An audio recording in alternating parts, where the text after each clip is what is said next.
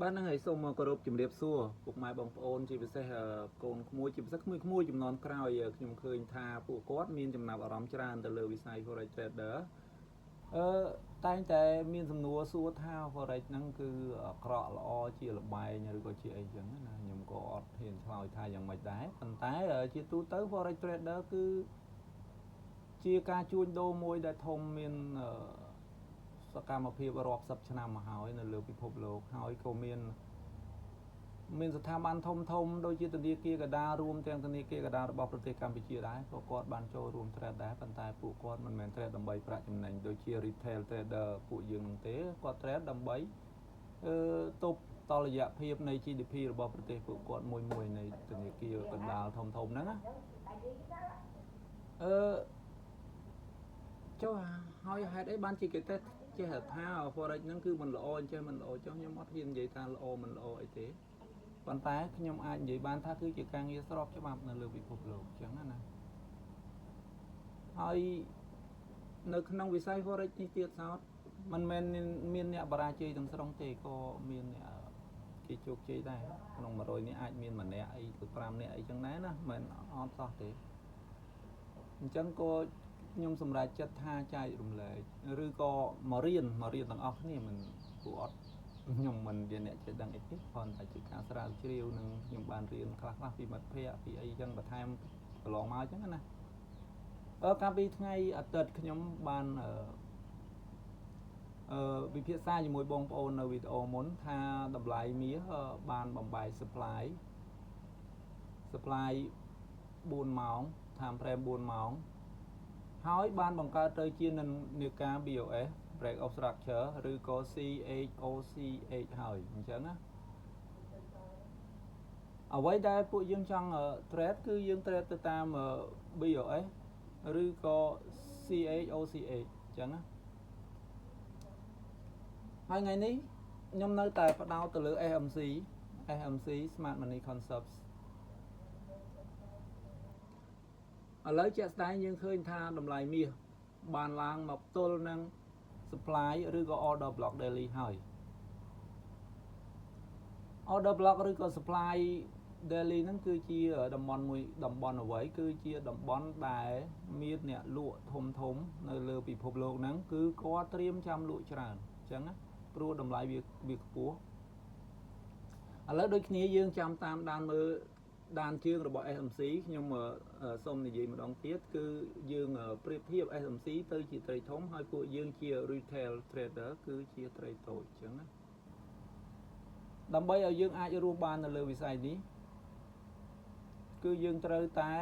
រកមើលដានជើងរបស់ត្រីធំហើយរៀនហាលតាមក្រោយគាត់គឺដើម្បីសុវត្ថិភាពពួកយើងហើយបើសិនជាយើងហាលទៅតាមខ្យល់តាមព្យុះតាមភ្លៀងដែលពួក SMC គឺគាត់ធ្វើព្យុះធ្វើភ្លៀងហ្នឹងគឺយើងមិនពិបាកនឹងរស់នៅក្នុងវិស័យនេះណាអញ្ចឹងយើងនឹងធ្លាក់ចូលទៅក្នុង 95% នៃអ្នកបរាជ័យដែលគេតែងតែថាវិស័យ forex គឺជាលបែងអញ្ចឹងណាឥឡូវខ្ញុំនេះគ្រាន់តែជាគំនិតតខ្លួនទេជាទស្សនៈខ្ញុំមួយទេខុសឆ្គងអីសូមអភ័យទោសផងហើយជួយជាមតិកែលម្អនឹងរៀនទាំងអស់គ្នាហ្នឹងណាខ្ញុំសង្កេតឃើញថាតម្លៃមាសមកដល់ order block ឬក៏ supply daily ហ្នឹងគឺមានលក្ខណៈត្រឹងបានន័យថាកម្លាំងទិញគឺចាប់ផ្ដើមងក់ទប់ទល់ជាមួយកម្លាំង sell ហើយយើងសង្កេតមើល time frame 4ម៉ោងយើងមើលអត់ដឹងទេឥឡូវយើងចូលមកមើល time frame 1នាទីតើវាកម្លាំងទិញនិងកម្លាំងលក់វាយ៉ាងម៉េចវិញហ្នឹងហើយយើងមកសង្កេតមើល time frame 1នាទីនេះយើងឃើញថានេះ time frame 1នាទីឥឡូវខ្ញុំលុបអានឹងចោល pattern ហ្នឹងកុំឲ្យវាហ្នឹងហើយកុំឲ្យញ៉ៃឥឡូវនេះយើងឃើញទេ1នាទីនេះ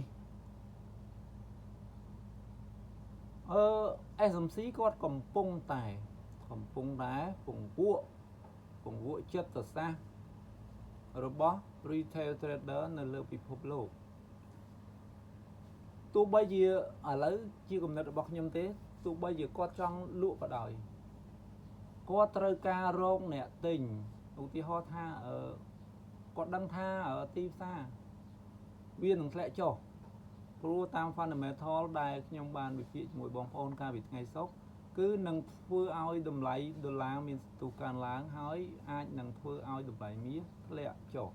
ប៉ុន្តែបែរជាកម្លាំងទិញនៅក្នុងទីផ្សារជាក់ស្ដែងខ្ពស់ខ្លាំងទៅវិញអញ្ចឹងឥឡូវនេះមកដល់តំបន់មួយដែលជាតំបន់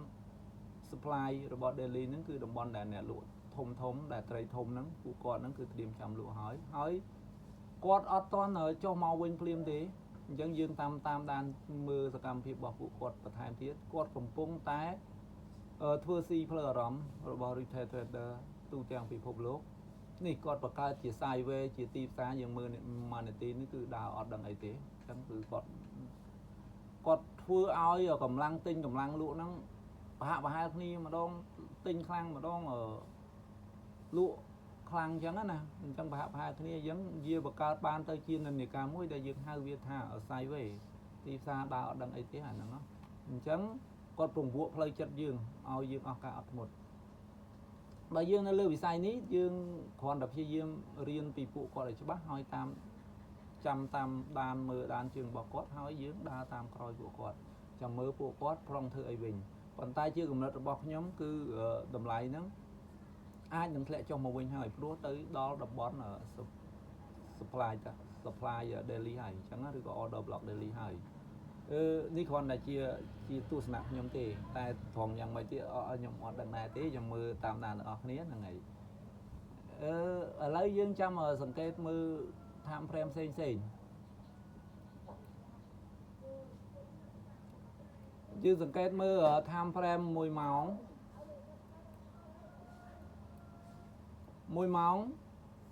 គឺមាន time frame 1ម៉ោងនេះមិនទាន់នេះទេគាត់អត់ទាន់អាចគ្រប់គ្រងនៃ time frame 1ម៉ោងកម្លាំងទិញនេះtime frame កម្លាំងលក់នេះគាត់អត់អាចគ្រប់គ្រង time frame កម្លាំងទិញនេះបានទេហើយនៅតែបន្តមាន time frame កម្លាំងទិញឡើងដដែលអញ្ចឹងណាប៉ុន្តែរៀងលក្ខណៈគេហៅថាត្រឹងចង់ sideways ហើយអញ្ចឹងបានន័យថាកម្លាំងទិញហ្នឹងទៀងស្ទើរអតិពលតិចប៉ុន្តែយើងនៅចាំដានបន្តទៀតតើ SMC គាត់ចង់ធ្វើអ្វីបន្តទៀតអញ្ចឹងណាហ្នឹងហើយយើងចាំតាមដានមើលទាំងអស់គ្នាទៀតហ្នឹងហើយវីដេអូប៉ុណ្ណឹងខ្ញុំសូមប៉ុណ្ណឹងបាទហ្នឹងហើយអរគុណច្រើនចាំជួបគ្នាពេលក្រោយមានខុសឆ្គងសូមអភ័យទោស